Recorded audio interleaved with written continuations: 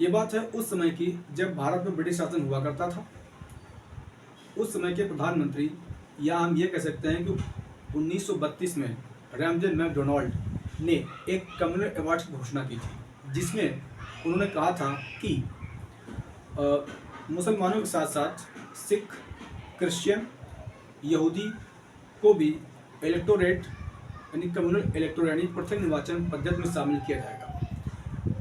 उसके पहले 1909 में यानी कि मॉडर्न मिंटो रिफॉर्म्स में पृथक निर्वाचन पद्धति को अपनाया गया था, और 1932 के कम्युनल अवार्ड में दलितों को भी पृथक निर्वाचन की पद्धति में शामिल करने की कोशिश की गई थी। इसको लेकर के महात्मा गांधी जी ने आमरण अनशन पर बैठ गए थे।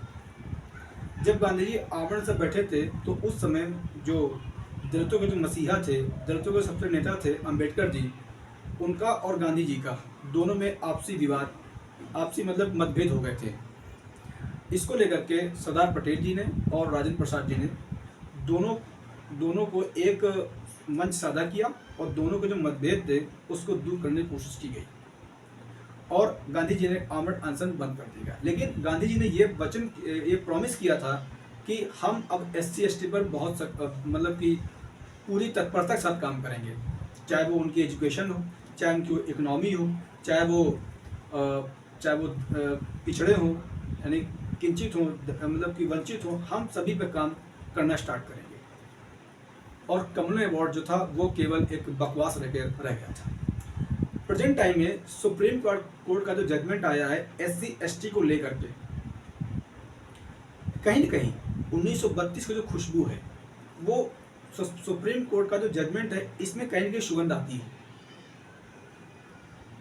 हालांकि सुप्रीम कोर्ट का जजमेंट आया है वो कम्युनल अवार्ड से काफ़ी डिफरेंस है, लेकिन अगर हम दोनों को बारीकियों से चेक करते हैं, दोनों को बारीकियों से देखते हैं, दो चश्मे से ना देखकर अगर दोनों को एक चश्मे से देखते हैं तो पता चलता है कि कहीं न कहीं दोनों में सिमिलरिटीज़ हैं, चाहे वो बहुत ही नज़दीक लेकिन हैं, और काफ़ी डिफरेंसेस भी हैं। 1 अगस्त को नमस्कार, आपका स्वागत है हमारे प्लेटफॉर्म पे, आपको बहुत बहुत स्वागत है। दरअसल में 1 अगस्त को सुप्रीम कोर्ट ने SC ST को लेकर के एक बहुत बड़ा एक ऐतिहासिक जजमेंट फैसला मतलब कि जजमेंट दिया है, जिसमें सुप्रीम कोर्ट ने ये कहा है कि SC ST रिजर्वेशन में क्रीमी लेयर को शामिल किया जाना चाहिए। जो भी क्रीमी लेयर में शामिल हो जाएंगे उनको रिजर्वेशन प्रोवाइड नहीं करा जाएगा, ऐसी बात सुप्रीम कोर्ट ने कही है। और ये अधिकार राज्यों को दिया गया है। सुप्रीम कोर्ट ने अपने जजमेंट में SC ST रिजर्वेशन को उपवर्गीकरण करने की बात कही है, और ये जो अधिकार है ये राज्यों को दिया गया है।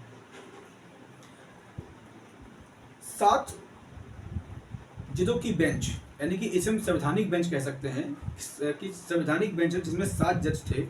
उसमें जो DY चंद्रचूड़ भी थे, उसमें आपके बेला M त्रिवेदी भी थे। 7 जजों की बेंच ने ये जजमेंट सुनाया। हालांकि जो बेला M त्रिवेदी थी वो 6 जजों से सहमत नहीं थी और जजमेंट ये पारित हो गया। भारत सरकार की तरफ से जो अटॉर्नी जनरल हैं, सॉलिसिटर जनरल तुषार मेहता, उन्होंने अपना पक्ष रखा। उन्होंने 2 केसों का जिक्र किया सुप्रीम कोर्ट के सामने, एक चंपकम दुराजन केस और दूसरा केस इंदिरा साहनी केस। दोनों के केसेस में तुषार मेहता ने ये बात कही है कि समाज में जो भी अनुसूचित जनजातियाँ जो विद्यमान हैं उनमें ये चेक करना चाहिए कि इन जातियों में कौन सी जाति सबसे पिछड़ी है, कौन सी जाति थोड़ा ऊपर उठ चुकी है, या कौन सी जाति जो क्रीमी लेयर में आ चुकी है, और जिनको रिजर्वेशन का लाभ नहीं पहुंचा है उन जातियों को रिजर्वेशन के लाभ मिलना चाहिए। इससे सामाजिक समरसता बढ़ेगी, देश में समानता का जो कॉन्सेप्ट है वो कायम होगा, प्लस देश में जो समृद्धि बढ़ेगी। लेकिन ये जो सुप्रीम कोर्ट जजमेंट आया है, क्या इसमें सरकार की चाल हो सकती है? क्या इसमें सरकार की एक सोची समझी साजिश है? क्योंकि ब्रिटेन जो था, ब्रिटिश रूल कैसे कर रहा है भारत में? Divided rules policy. क्या हो सकता है कि क्या SC ST को डिवाइडेड रूल्स में बांटा जा रहा है, डिवाइडेड रूल्स की पॉलिसी फॉलो की जा रही है? क्या क्या जो प्रेजेंट टाइम में जो गवर्नमेंट है, क्या देश को बांटने काम कर रही है? ये कहीं न कहीं जितने भी हमारे बड़े बड़े वकील हैं, बड़े बड़े नेता हैं, चाहे वो मायावती जी हो, चाहे वो चंद्रशेखर जी हो या चिराग पासवान हो, उन्होंने अपनी बात मीडिया के सामने व्यक्त की है। जब जजमेंट पढ़ा जा रहा था तो 7 जजों की बेंच बैठी थी, जिसमें 6 जो जज थे वो इसके समर्थन में थे, जो 1 जज थे वो इसके खिलाफ थे। उनका नाम है बेला एम त्रिवेदी। उन्होंने ये बात कही कि आर्टिकल 341, 342 में ये सिर्फ राष्ट्रपति को अधिकार है कि किसी स्टेट में SC और ST कौन होगा, उनका जो क्षेत्र है वो डिसाइड कौन करेगा? वो डिसाइड करेगा देश का राष्ट्रपति। और जो काउंसिल मिनिस्टर्स है वो इसको मतलब कि पार्लियामेंट के थ्रू इसको पास करेंगे। और जो राज्य गवर्नर है वो अपनी रिपोर्ट राष्ट्रपति को सौंपेगा ST SC यानी SC ST कम्युनिटी को उस क्षेत्र में SC ST डिक्लेयर करने का कहीं न कहीं बेला एम त्रिवेदी जी ने ये बात एक बार फिर से दोहराई। कहीं न कहीं ये असंवैधानिक जजमेंट सुनाया जा रहा है, दिया गया है। ये कहीं न कहीं भारत सरकार की जो पावर है उसको कहीं न कहीं वॉयलेट किया जा रहा है और ये असंवैधानिक है। हम ये कैसे और कहीं भी स्टेट में मतलब कि ये कॉन्स्टिट्यूशनल प्रोविजन ही नहीं है, यानी संविधान में एक प्रोविजन नहीं है कि आरक्षण को स्टेट डिफाइन करेगा। स्टेट डिसाइड करेगा कि कौन क्रीमी लेयर में, कौन क्रीमी लेयर में नहीं है। एक बहुत बड़े जाने वकील भानु प्रताप, उन्होंने बहुत अच्छी बात कही है। उन्होंने क्या बात कही है कि भारत में कई जातियां हैं और जातियों में कई उपजातियां हैं, और SC ST में भी कई जातियां उपजातियां हैं। जैसे उन्होंने ये बात दोहराई कि भारत में धोबी भी है, पासी भी है, खटक भी है, और उसके बाद में चमार भी है ना। ये जो जातियां हैं इनमें जिनको लाभ मिल चुका है वो सिर्फ 2.5% है, और एक नट जाति भी है, इनको लोगों को 2.5% रिजर्वेशन मिल चुका है। जो अन्य जो मतलब कि इन जातियों में जो अन्य जो उपवर्ग हैं, क्या उनको रिजर्वेशन दिया जाएगा? क्या वो इसका लाभ उठा पाएंगे? क्या जो आर्टिकल 14 है यानी समानता की बात करता है, क्या सुप्रीम कोर्ट ने समानता के चश्मे सबको देखा है? ये बड़ा प्रश्न उठाया है भानु प्रताप जी ने। और भारत में लगभग SC ST यानी जो SC जो है उसमें लगभग 1108 जातियां हैं, और जो ST है उसमें लगभग 700 जातियां हैं। अब इतने बड़े स्तर पर यह स्टेट कैसे डिफाइन करेगा कि कौन क्रीमी लेयर है, कौन क्रीमी लेयर नहीं है? ये कहीं न कहीं आर्टिकल 14 का ओपन वॉलेशन है, आर्टिकल 15 और 16 का भी ओपन वॉलेशन है। ये बात कई वकील ये बात कर रहे हैं, और हालांकि सुप्रीम कोर्ट के जो जज थे बेला एम त्रिवेदी, उन्होंने तो स्पष्ट कह दिया है कि आर्टिकल 341 और आर्टिकल 342 का ये ओपन वॉलेशन है। यानी कहीं कि आप राष्ट्रपति की शक्ति को छीन कर आप स्टेट को दे रहे हो।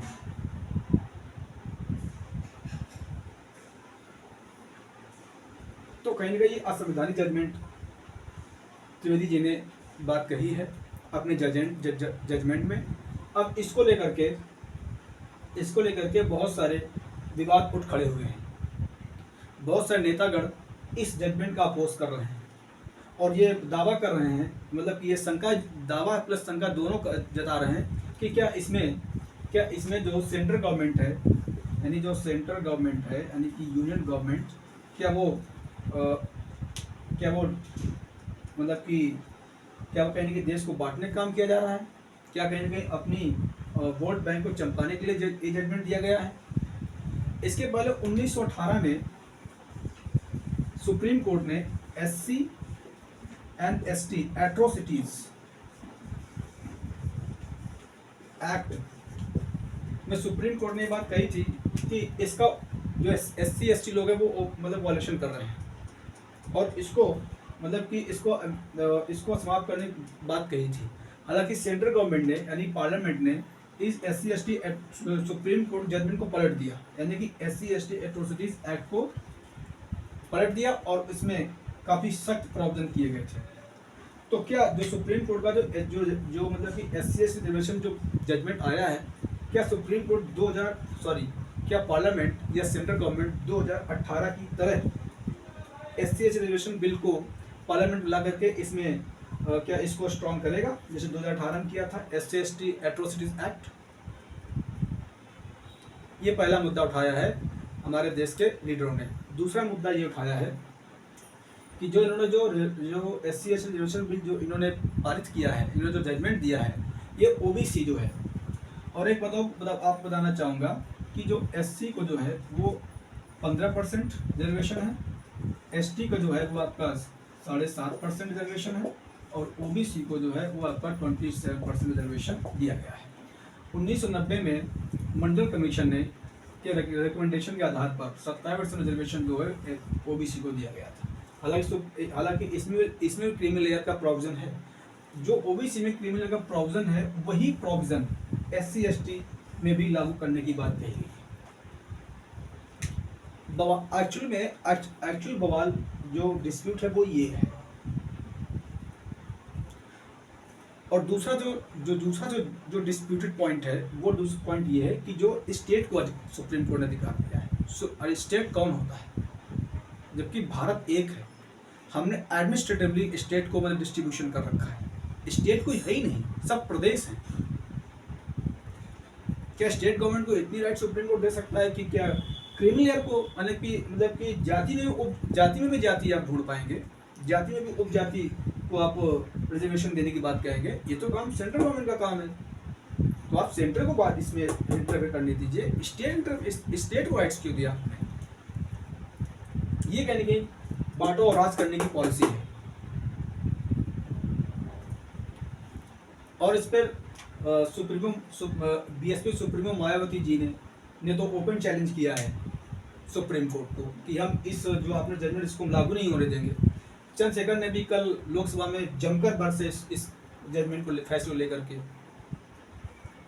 चिराग पासवान भी कहीं न कहीं इस जजमेंट से नाखुश दिख रहे हैं। बहुत सारे जो वकील हैं, बहुत सारे जो प्रोफेसर्स हैं, वो भी इसके जजमेंट के खिलाफ खड़े हो गए हैं। और 21 अगस्त को एक देशव्यापी आंदोलन होने जा रहा है इसी जजमेंट को लेकर के। अब जो आंदोलन होगा, जो प्रोटेस्ट होगा, उस प्रोटेस्ट में क्या डिमांड रखी जाएगी प्रोटेस्टर्स के द्वारा? सुप्रीम कोर्ट का जजमेंट है उसका अपोज किया जाएगा। इसमें ऑपोजिशन की भूमिका क्या रहेगी, इसमें सरकार की भूमिका क्या रहेगी, इस प्रोटेस्ट में सुप्रीम कोर्ट ऑफ इंडिया की भूमिका क्या रहेगी, इसमें मीडिया की क्या भूमिका रहेगी, इसमें देश की जनता की क्या भूमिका रहेगी, ये देखने वाला प्रश्न है। और आपको बताना चाहूँगा कि रिजर्वेशन को लेकर के ही बांग्लादेश में तख्ता पलट हुआ है। रिजर्वेशन को लेकर के ही बांग्लादेश में तख्ता पलट किया गया है सरकार का। जब भी कोई बड़े फैसले लिए जाते हैं तो हम सबसे पहले क्या करते हैं कि आम सहमति बनाते हैं। आम सहमति के आधार पर ही इतने बड़े फैसले सुनाए जाते हैं। इतना आसान नहीं है इतना बड़ा फैसला सुनाना सुप्रीम कोर्ट के माध्यम से। इसमें कहीं न कहीं हम इसमें कहीं गवर्नमेंट की भूल आती है इस जजमेंट में, क्योंकि इनका काम ही है, जो ब्रिटिश अपनाते थे, बांटो राज करो, तो कहेंगे देश को बांटने का काम किया जा रहा है। और एक और पार्लियामेंट में बिल, मतलब कि एक्ट बिल लाए हैं, वक्फ बोर्ड अमेंडमेंट बिल। ये भी कहीं ना कहीं मुसलमानों को एक बार फिर से टारगेट करने की कोशिश की जा रही है। अब जो बिल लाए हैं, इनकी मंशा क्या है, ये बड़ा प्रश्न चिन्ह है। ये तो कह रहे हैं कि हम जो बिल लाए हैं इसमें काफ़ी हम रिफॉर्म, मतलब 40 पॉइंट्स को रिफॉर्म्स किया जाएगा, 40 पॉइंट्स को मतलब इसमें अमेंड किया जाएगा। तो इसको लेकर के सरकार क्या मंशा है, सरकार क्या चाहती है, ये बड़ा प्रश्न है। हालांकि विपक्ष ने तो जो वक्फ बोर्ड अमेंडमेंट बिल जो लाए हैं उसको प्रवर समिति को सौंपने की बात कही है, ताकि इस पर हर पॉइंट पर काम किया जाए, हर पॉइंट पर विचार किया जाए। तो खैर हम इस पे आते हैं। तो इसको लेकर के क्या भूमिका रहेगी। आर्टिकल 14 ये कहता है कि सबको समान, यानी कि भारत में जो भी सब समान है, लेकिन सब समान नहीं है। दरअसल मैं आपको एक एग्जांपल समझाना चाहूँगा कि बाय द वे ये ए पर्सन है, ये बी पर्सन, ये सी पर्सन है, और ये एक हो रहा है मैच, ये ग्राउंड है, यहाँ क्रिकेट खेला जा रहा है। ए को आपने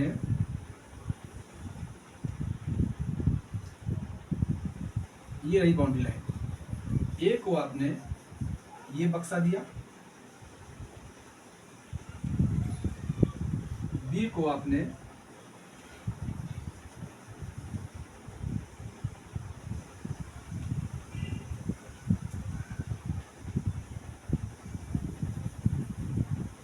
ये बक्सा दिया, और सी को आपने ये बक्सा दिया, ये बक्सा दिया। अब देखा जाए तो इसमें क्या आपको समानता दिखती है? नहीं दिखती। यानी इसका बक्सा बड़ा इसलिए मैच देख पा रहा है, इसका बक्सा थोड़ा बड़ा है ये भी देख पा रहा है, लेकिन जो ये है ये मैच नहीं देख पा रहा है। तो यहाँ पर इक्वलिटी नहीं है, यहाँ पर कॉन्सेप्ट आएगा इक्विटी का, यानी समता। हमारा संविधान है, जो हमारा जो रिजर्वेशन जो मतलब दिया गया है, वो समता बेच दिया गया है, ताकि जो ये जो समाज का सबसे कमजोर तबका है, जो सबसे कमजोर आदमी, वो भी इसके सामने आके खड़ा हो सके। तो हम क्या करेंगे, इसको भी हम इतने बड़ा बक्सा दे देंगे, और इसको हम थोड़ा कम कर देंगे, और इसको भी थोड़ा हम कम कर देंगे, जिससे तीनों लोग बराबर आ सके और मैच देख सके। ये है कॉन्सेप्ट रिजर्वेशन का। तो अगर कोई मैं अगर अपने पॉइंट ऑफ व्यू से बताना चाहूँ तो मैं ये कहूँगा कि रिजर्वेशन होना चाहिए, लेकिन नीयत साफ होनी चाहिए। चाहे सरकार हो, चाहे सुप्रीम कोर्ट हो, चाहे विपक्ष हो, उसकी नीयत साफ होनी चाहिए। रिजर्वेशन होना चाहिए, ये मैं भी मानता हूँ, क्योंकि अभी भी समाज में ऐसे कमज़ोर तबके हैं जिनको भी रिजर्वेशन की बहुत ज़रूरत है, बहुत ज़्यादा ज़रूरत है अभी रिजर्वेशन की। और अगर रिजर्वेशन आपको अगर क्रीमी लाना है, आपको अगर सच में लाना है, तो ये काम सेंटर करने दीजिए। स्टेट कौन होता है क्रीमी लेयर को, कौन क्रीमी लेयर होगा, कौन क्रीमी नहीं होगा, किस जाति को रिजर्वेशन देना है, किस जाति को रिजर्वेशन नहीं देना है। जाति में भी जाति आप ढूंढ रहे हैं, जाति में उपजाति ढूंढ रहे हैं, वर्गीकरण उप वर्गीकरण स्टेट करेगा। ये इलॉजिकल बात है, सच में असंवैधानिक की बात है। ये कहने की आर्टिकल 14 का ओपन वॉयलेशन है, और सरकार ने 2016 में EWS यानी इकोनॉमिकली वीकर सेक्शन के बेस पर 10% आरक्षण दिया गया है जनरल कैटेगरी को। ये भी प्रोविजन है। तो कहीं ना कहीं ओवरऑल देखा जाए, अगर मेरे पॉइंट ऑफ व्यू से अगर बात की जाए तो मेरा मेरा अगर मेरी ओपिनियन की बात की जाए तो मैं इतना ही कहूँगा कि रिजर्वेशन को लेकर के मैं उन तबकों के साथ खड़ा हूँ जिनको सच में रिजर्वेशन की ज़रूरत है, और रिजर्वेशन समाप्त नहीं किया जाना चाहिए। हालांकि सरकार की मंशा मुझे ये समझ में आ रही है कि रिजर्वेशन को धीरे धीरे करके समाप्त करने की कोशिश की जा रही है। जो अम्बेडकर जी का 10 साल का सपना था रिजर्वेशन को लेकर के, अभी वो सपना पूरा नहीं हो पाया है। अभी रिजर्वेशन की ज़रूरत है, और जो समाज के जो SC ST के जो सबसे कमज़ोर तबका है, चाहे उसमें आपका नट जाति हो, या आपका खटिक जाति हो, या आपका धोबी जाति हो, या आपका चमार जाति हो, या आपका पासी जाति हो, जो भी जातियाँ हैं जिनमें सच में रिजर्वेशन की ज़रूरत है, उन जातियों को रिजर्वेशन मिलना चाहिए। लेकिन स्टेट अपने बेस पर डिसाइड करेगा किसको मिलेगा, किसको रिजर्वेशन नहीं मिलेगा। यानी सुप्रीम कोर्ट ने जो है स्टेट गवर्नमेंट के गेंद जो है पाले फेंक दी है कि आप डिसाइड कीजिए। नहीं, ये सेंट्रल गवर्नमेंट का काम है। सेंट्रल गवर्नमेंट और पार्लियामेंट को ये काम करने देना चाहिए। भारत के राष्ट्रपति को डिसाइड करना चाहिए कि हमें किसको रिजर्वेशन देना है, किसको रिजर्वेशन नहीं देना है।